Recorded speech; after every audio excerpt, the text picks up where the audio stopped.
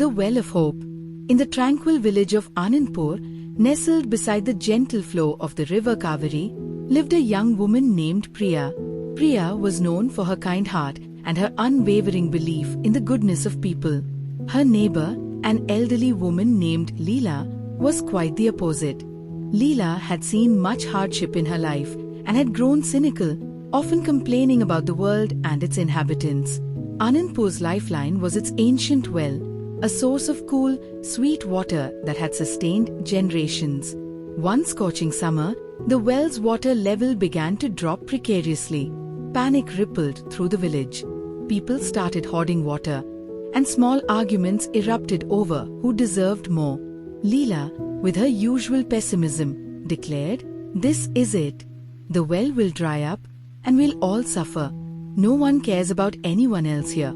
Priya, however, refused to despair. She noticed that the villagers, though worried, were still trying to help each other in small ways, sharing their meager water, offering a hand to carry heavy pots. She decided to act. One morning, Priya walked to the well, not with a bucket, but with a small pouch of seeds. She began to plant them around the well's perimeter, carefully watering each one with the little water she had saved. Leela watched from her doorway, shaking her head. "What good will that do, child? We need water now, not flowers." Priya smiled gently. "These are not just flowers, Leela Amma. These are seeds of hope. If we nurture them, they will remind us that even in scarcity, beauty and life can thrive."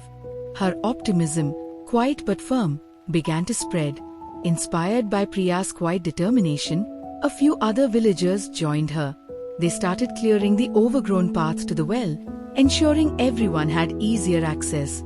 They organized shifts to draw water, making sure the elderly and infirm received their share first. They even began to share stories and laughter while waiting, easing the tension. As days turned into weeks, the seeds Priya had planted sprouted into vibrant marigolds and jasmine, their fragrance filling the air. More importantly, the small acts of kindness and cooperation among the villagers also began to blossom. The arguments subsided, replaced by a sense of shared purpose. People realized that their collective efforts, no matter how small, were making a difference. One evening, as the sun dipped below the horizon, casting a golden glow on the blooming flowers, a gentle rain began to fall.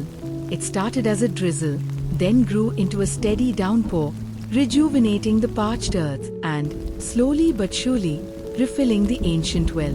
The villagers rejoiced, but it wasn't just the water that had returned. It was their spirit of community. Leela, watching the villagers celebrate, felt a warmth she hadn't experienced in years. She saw Priya surrounded by grateful villagers and realized the true meaning of the seeds. Approaching Priya, Leela took her hand.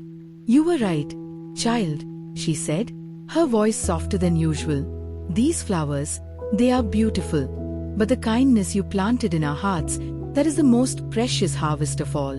From that day on, Anandpur thrived, not just because of its well, but because its people had learned that even in the face of adversity, a little kindness, a little hope, and a lot of cooperation can bring about the most beautiful changes.